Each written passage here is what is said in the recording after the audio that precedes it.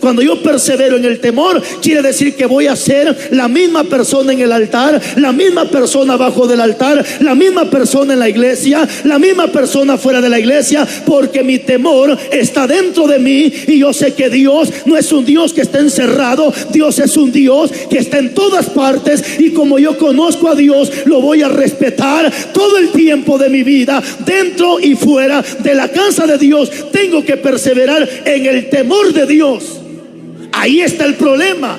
Vuelvo a repetirle, la gente tiene temor de Dios. Las 2 horas que viene el culto se comportan lo más cristiano posible, pero ¿qué tal saliendo de la casa de Dios?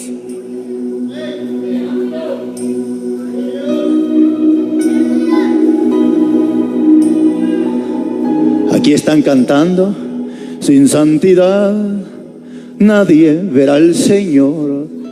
Llegando a la tienda a vender Raptor, adrenalina, matando a la pobre gente. Otros hasta cigarros, cocaína, marihuana, cerveza. ¿Y dónde queda el temor de Dios entonces? ¿Y dónde queda el temor de Dios entonces? Cuando vienen al culto hasta apagan el teléfono, pero saliendo del culto empiezan a chatear con su amante, empiezan a chatear con su ex. ¿Qué pasó? ¿Qué pasó? Lo que pasa es que tú no perseveras en el temor de Dios. Tanto así que hay viejos remañosos que en su teléfono todavía andan el número de su ex, solo que lo andan camuflachado, J1, J2 o J3.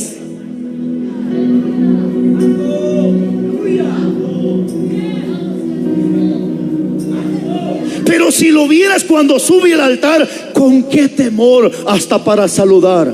Dios les bendiga, hermano. Yeshua, Shalom, Hamashiach. Pero cuando se bajan del altar, hermanos, son unos impíos, sinvergüenzas, hermano. Que aquí, hermanos, son unos David. ¿Sabe quién era David? El máximo adorador de la Biblia. Y así hay ministros que en el altar son unos David, pero cuando ya están abajo del altar ya no son David, ahora ya son Herodes. Pastor, ¿y quién era Herodes? El que le quitó la mujer a su hermano. Así hay sinvergüenzas que en el altar son unos grandes David, unos grandes adoradores, unos grandes salmistas, pero la mujer que tienen no es su esposa, es la segunda, es la tercera, es la cuarta. Sinvergüenza, cochino, arrepiéntete, porque el cielo no es basurero. En el cielo no entrará basura, sino solamente gente temerosa, gente que ama, gente que respeta a su Dios. Aquí están tocando un instrumento, pero allá en la esquinita, puro gato viejo va de trincar, pero al ratito están de santos en el altar. ¿Cómo no me gustaría que estuviéramos en tiempo de ley? A cada rato quedaran muertos, engarrotados en el altar, hermano, porque en los tiempos de la ley se respetaba el altar, se le tenía una reverencia al altar, y nadie subía con pecado en el altar porque había respeto. Ahí estaba la caja que le llamaban el arca de la alianza o el arca del pacto, o más conocida como el Shekinah, traducida en español, la presencia de Dios. Ahí estaba, hermano, y todo sinvergüenza que subía al altar con pecado quedaba muerto, hermano. Hoy, mire lo que dice la Biblia. Primer libro de Samuel, capítulo 12, versículo 12. Primer libro de Samuel, capítulo 2, versículo 12.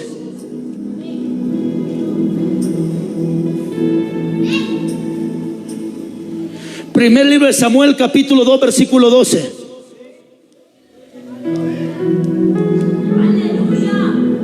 ¿Lo tienen? ¿Qué dice su Biblia? Los hijos de Elí, estamos ahí, ¿verdad? Primer libro de Samuel 2:12. ¿Qué dice? Los hijos de Elí eran hombres, que dice su Biblia, impíos. ¿Qué más? Y no tenían conocimiento de Jehová. Yo en principio como que no muy entendí este pasaje de la Biblia. ¿Cómo es que no tenían conocimiento de Dios? Si eran hijos de sacerdote. Ellos también eran sacerdotes. ¿Y cómo es que no tenían conocimiento de Dios? Pero se lo voy a leer en esta versión lenguaje actual. Escuche qué precioso dice en esta versión lenguaje actual. Dice: los hijos de Elí eran muy malos. Su Biblia dice impío, ¿verdad que sí? Así dice su Biblia. Los hijos de Elí eran muy malos y no respetaban ni obedecían a Dios. Porque la palabra temor significa respeto. Lo que me está diciendo entonces la Biblia, que estos hombres eran tan malos que no respetaban a su Dios. Y si usted lee la historia completa, cómo estaban estos hombres, dice que en la puerta del templo se acostaban con las mujeres. Mire, hermano, qué falta de respeto hacia Dios, que en la puerta del templo se revolcaban con las mujeres. Pero ¿sabe qué es lo que yo veo hoy en día? Hoy las cosas están más críticas que estos muchachos. ¿Sabe por qué? Porque por lo menos estos se revolcaban en la puerta del templo. Hoy, ¿dónde están los adúlteros? ¿En la puerta o en los altares?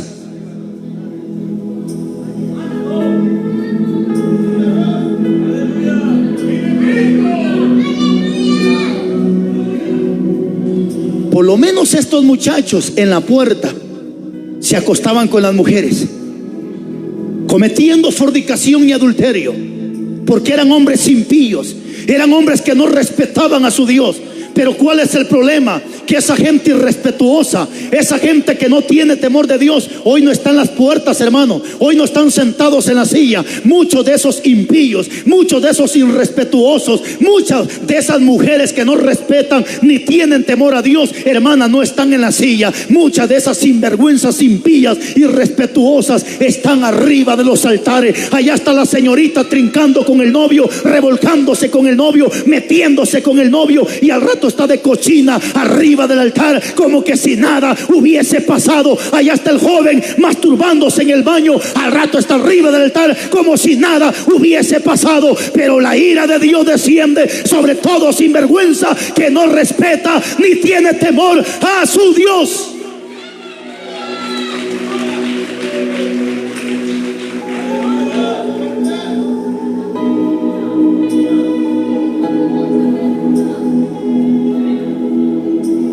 Me da tanta tristeza ver gente en adulterio arriba de los altares, hombres que están en fornicación arriba de los altares, hermano. Por eso es que Dios reclama en el capítulo 2, versículo 1:6, de Malaquías. Dios le reclama a los sacerdotes en el capítulo 1, versículo 6, y Dios le dice: si el hijo honra al padre y el siervo a su señor, ¿dónde está mi honra? Dice Dios, ¿y dónde está mi temor a vosotros, oh sacerdotes, que menospreciáis mi mesa? ¿Cuál es el problema? Que hoy en día los sacerdotes lo que menos quieren es enseñarle al pueblo también a respetar el altar, a respetar la casa de Dios. Le están faltando el respeto no solamente a Dios, sino a las cosas santas, a las cosas sagradas. Tanto así que hoy la casa de Dios la han convertido en salón de multiusos. Celebran cualquier tipo de fiesta dentro de la casa de Dios, pues reuniones políticas dentro de la casa de Dios, reuniones de cuantas sinvergüenzadas dentro de la casa de Dios. Meten vejiga, meten globo, meten hasta payaso, ya metieron hasta ese patrón adentro de las congregaciones. ¿Y dónde está la gente que ama a Dios? ¿Dónde está la gente que respeta a Dios? Al contrario, ¿sabe qué dice la gente? Pues ni modo, dice, ni modo. Al final es lo que le gusta a la juventud. Aquí no estamos para agradar jóvenes, hermano, ni tampoco estamos para entretener payasos. La Biblia no es para entretener, la Biblia es para cambiar, la Biblia es para transformar. Si quieren entretener, que se vayan al circo, pero esto no es circo. Este es un lugar donde Dios cambia,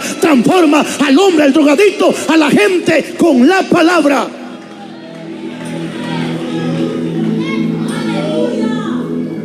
Hombres metidos con brujos, mujeres metidas allá con el brujo, y al rato están de cochinas en los altares y nadie dice nada.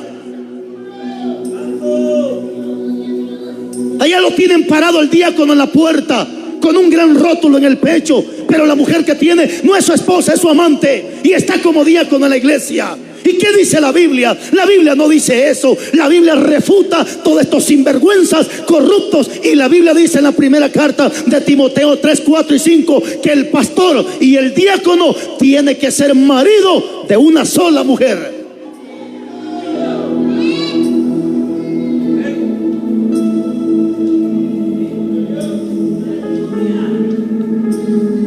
Así están las cosas, hermanos, porque hace falta temor hacia Dios. Hace falta ese temor a nuestro Dios. Ahí le voy, iglesia amada. Perdone que tal vez voy a ser un poco corto con este mensaje. He tenido muchas actividades, prediqué hoy en la mañana, pero al final he entendido que el sabio con pocas palabras entiende. Sabe, hermano lindo, y se lo digo con todo mi corazón. Hay un pasaje que se lo quiero compartir. Vaya conmigo a Proverbios, por favor. Proverbios capítulo 8, versículo 13.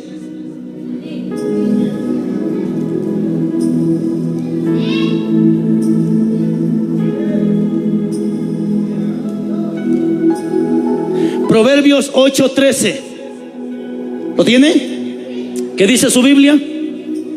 El temor de Jehová es aborrecer el mal, la soberbia y la arrogancia y el mal camino y la boca perversa aborrezco. El temor de Jehová es aborrecer el mal y la soberbia. ¿Sabe quién es un soberbio? Es aquel que se le corrige con la palabra y él dice: ¿si soy yo así qué? Si usted no tiene por qué juzgarme, el que me va a juzgar es Dios. Sí, cochino, Dios te va a juzgar, pero antes de que te juzgue en el trono, primero te tiene que hablar a través de esta palabra, porque Él claramente dijo: yo no vine a condenar al mundo, vine para que el mundo fuera salvo. Pero las palabras, dijo Cristo, que yo les he hablado, ellas los juzgarán en el día final. Espérate que Dios te va a juzgar, pero antes de que te juzgue te tiene que hablar con esta palabra, para bien sea que en el futuro te condena con esta palabra o te hace libre esta palabra.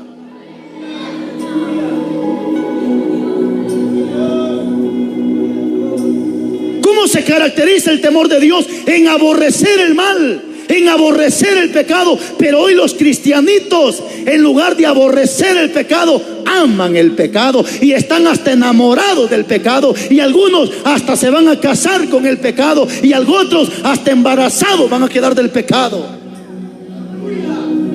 Eso es lo que dice 22:15 de Apocalipsis. Los perros estarán fuera, los mentirosos, los hechiceros y todo aquel que ama y hace mentira, porque hay gente que no solo peca, sino que ama el pecado. Y como aman el pecado, no se separan del pecado. Porque si la señorita que está en fornicación o en adulterio amara a Dios, ya se hubiera separado del pecado. Pero como ama el pecado, prefiere quedarse con el pecado antes que servirle a Cristo Jesús.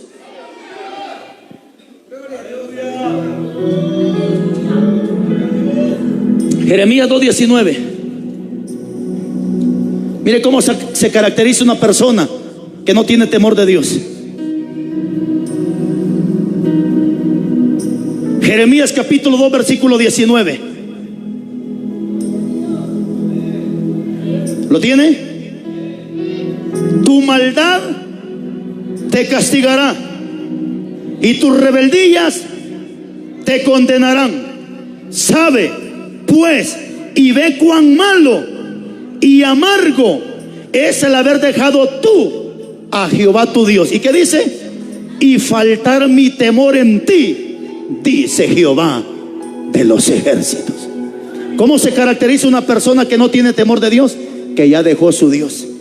Sí está dentro de la iglesia, pero alejado de los caminos de Dios. ¿Acaso no lo dijo Dios al pastor de Apocalipsis? Tú tienes nombre de que vive, pero estás... ¿Dónde estaba ese pastor? ¿En el campo de fútbol? ¿En la cancha? ¿Dónde estaba ese pastor? Dentro de la casa de Dios, pero apartado de los caminos de Dios. No podemos descartar que hoy en día también tenemos pastores dentro de la iglesia, pero apartados de la gracia de Dios.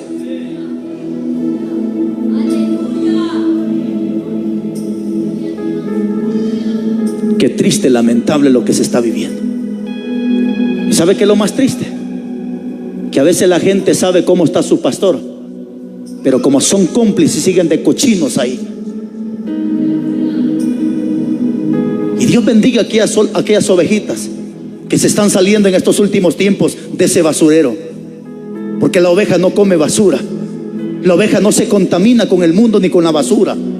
¿Sabe cuál es el problema? Que a veces la ovejita sabe cómo está su pastor, Y hermanos, si esto es triste y lamentable, hermano, pero se lo tengo que decir, no estamos en contra de los pastores, estamos a favor de los pastores que son de Dios, de los hombres temerosos de Dios. ¿Cuál es el problema, hermano? Que ahorita tenemos gente impía metida en las iglesias. No podemos descartar que en la televisión está viendo, en las redes sociales está viendo un impío de esto, que en lugar de arrepentirse quisieran matarnos los infelices.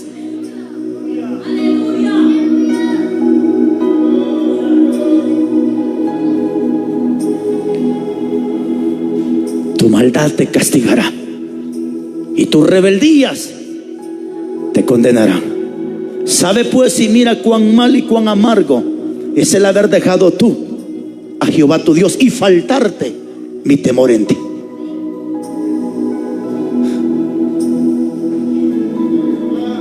A veces he escuchado, no sé si me ayuda, siervo, con el piano, por favor. A veces he escuchado predicadores que dicen: hermanos, amigo, Cristo está a la puerta de tu corazón y te está llamando.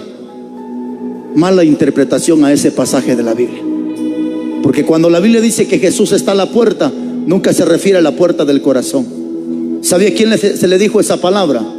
Al pastor que estaba tibio. Y Dios le empieza diciendo en el 3:14: yo tengo contra ti que no eres ni frío ni caliente. Ojalá, le dice Dios a este pastor, fueses frío, fueses caliente, pero por cuanto eres tibio, te vomitaré de mi boca. Y empieza Cristo a reprenderlo. Pero en el 3:20 le dice Cristo: he aquí yo estoy a la puerta. Porque todo pastor tibio, toda iglesia tibia, no tienen a Cristo dentro de la iglesia, lo tienen a la puerta de la iglesia. Dentro de la iglesia tienen payasos, dentro de la iglesia tienen equipo de fútbol, dentro de la iglesia tienen cualquier locura con tal de entretener a los jóvenes. Pero a Cristo lo tienen allá en la puerta, lo tienen como última opción, lo tienen como último recurso. Y por eso Dios le dice a este pastor: yo estoy a la puerta, porque Cristo va a estar donde tú y yo lo queramos tener. Si a Cristo lo queremos tener en primer lugar de nuestra vida, ahí estará Cristo. Pero si tú a Cristo lo quieres tener como último recurso de tu vida, ahí estará Cristo, porque Él respeta nuestra decisión. Tanto así que dice en Isaías: si quisieres y oyeres, vas a comer el bien de la tierra. Si quisieres, pero si no quieres y sigues de rebelde, vas a ser consumido a espada, porque la boca de Jehová así lo ha dicho. Ya basta, iglesia amada. Es tiempo que tengamos temor hacia Dios. Es tiempo que le tengas temor a Dios. Hace un tiempo yo predicaba este tema y un pastor de supuestamente muy estudiado, porque yo decía que a Dios se le tiene miedo, y me decía esta persona: no, a Dios no se le tiene miedo, a Dios se le tiene temor. Y yo le decía: hermano, es que usted no entiende la palabra miedo. La palabra miedo significa temor. Temor y miedo es lo mismo, es lo mismo. Isaías 8:13 dice que nuestro miedo sea hacia Dios. Pero a Dios no se le tiene miedo porque sea feo. A Dios se le tiene miedo por lo que me puede hacer si me rebelo en contra de Él. Ese debería de ser el miedo de la iglesia: rebelarse en contra de su Dios, caer en manos de un Dios vivo, que es horrenda cosa, dice la Biblia. Quiero dejarte esta palabra en tu corazón y escucha bien lo que te voy a decir. Dentro de la iglesia cualquiera puede tener temor hacia Dios, pero ¿sabe cuándo se nota el verdadero temor? Cuando estamos solos, cuando nadie nos ve. Ahí no tan fácil vas a ver pornografía porque hay alguien a la par tuya. Pero ¿qué tal cuando estás solo? Ahí a la par de tu hermano no creo que platiques con tu amante porque te puede escuchar. Pero ¿qué tal cuando estás solito? Ahí no creo que veas pornografía porque el que está a tu lado te puede ver. Pero ¿qué tal cuando estás solito? Cuando nadie te ve.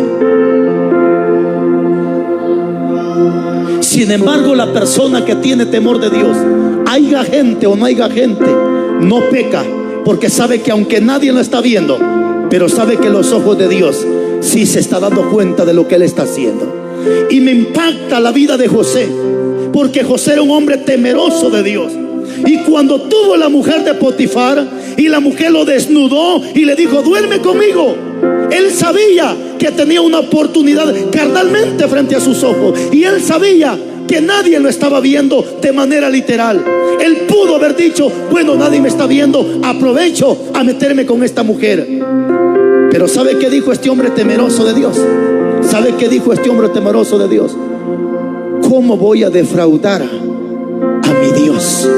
Porque el hombre temeroso de Dios y la mujer temerosa de Dios no tanto se enfoca en qué dice la gente, se enfoca en qué Dios piensa de él. Y cuando tú y yo tenemos temor de Dios, aunque nadie nos esté viendo, pero sabemos que ahí arriba hay dos ojos perfectos que se dan cuenta de todo lo que hacemos, que para Él no hay día ni noche, sino que se da cuenta de todo. Y que en el 15:3 de Proverbios dice que los ojos de Jehová están en todo lugar, mirando a los buenos y mirando a los malos. Póngase de pies, por favor. Quisiera llamar al pastor Nehemías con los hermanos de la congregación. Vamos a orar por ellos. Yo sé que te vas a llevar esa palabra en tu corazón, mi estimado. Te doy un consejo en el amor de Jesús. Te doy un consejo: guarda palabra en tu corazón, porque entre más palabra tengamos en el corazón, menos probabilidad de pecar y más temor hacia Dios. Por eso dice Deuteronomio capítulo 16: estas palabras que te mando estarán sobre tu corazón, para que aprendas a temer a Jehová tu Dios. Significa que entre más palabra hay en el corazón, más temor hacia Dios, porque es la palabra la que nos redarguye, la que nos insta a que no lo hagamos.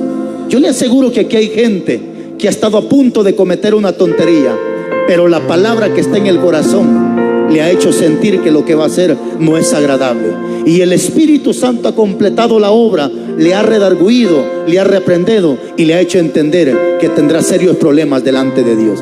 Cuida tu Espíritu Santo, cuida ese espíritu, que no se apague dentro de ti, que se mantenga como esa llama encendida, que corra como ríos de agua viva, para que tengas esa vida en tu cuerpo espiritual. Ánimo, mis hermanos de esta iglesia Pentecostés Malaquías 3:6. Vamos por más, iglesia, vamos por más, pero que ese temor no se aparte de nosotros. Que donde quiera que vayamos, vayamos con el temor de Dios. Que cuando quieras robar, que el Espíritu te haga sentir que ningún ladrón entrará en el reino de los cielos. Que cuando quieras traicionar a tu esposa, que el Espíritu te haga sentir que los adúlteros tendrán su parte en el lago de fuego. Que cuando quieras cometer cierto pecado, que sea el Espíritu que te redarguya y te haga entender que la paga del pecado es muerte, mas el regalo de Dios es vida eterna en Cristo Jesús, Señor nuestro. Pastor Joel, venga, vamos a orar por los siervos. Venga. Y si alguien más nos quisiera acompañar a la oración, oremos por estos benditos hombres y estas benditas mujeres. Dios de Abraham, de Isaac y de Jacob, gracias. Dios de Abraham, de Isaac y de Jacob, gracias. Porque van 4 años, Padre bendito, donde muchos al principio dijeron que este patojo o este joven no iba a poder, no lo iba a lograr. Pero sin embargo, lo mismo pensó Jeremías cuando dijo: Señor, no sé hablar porque soy un niño. Pero sin embargo tú le dijiste: Jeremías, no digas que eres un niño, porque todo lo que te mande a decir tú lo dirás, y lo que te mande a hacer tú lo vas a hacer. Y yo pondré palabras en tu boca. Y yo creo, Padre bendito, que esa palabra se ha cumplido en la vida de tus hijos.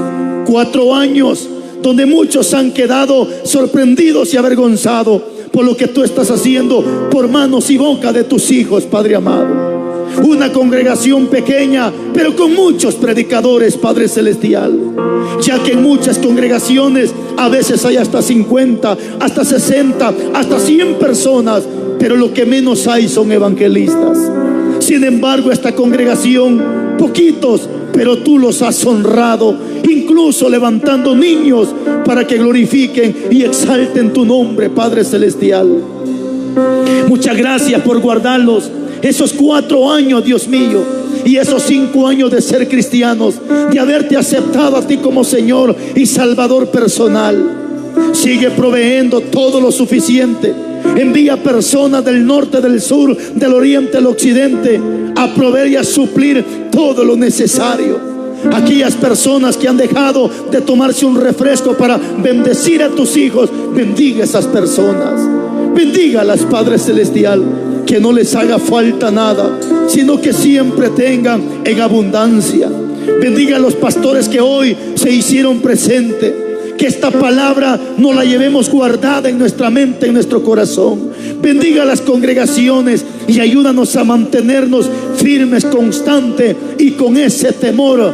No 20 años, sino hasta que la muerte nos sorprenda o hasta que tú vengas por tu iglesia. Te lo pedimos en el nombre de Jesús. Muchas gracias, Padre. Muchas gracias, Jesús. Muchas gracias, Espíritu Santo.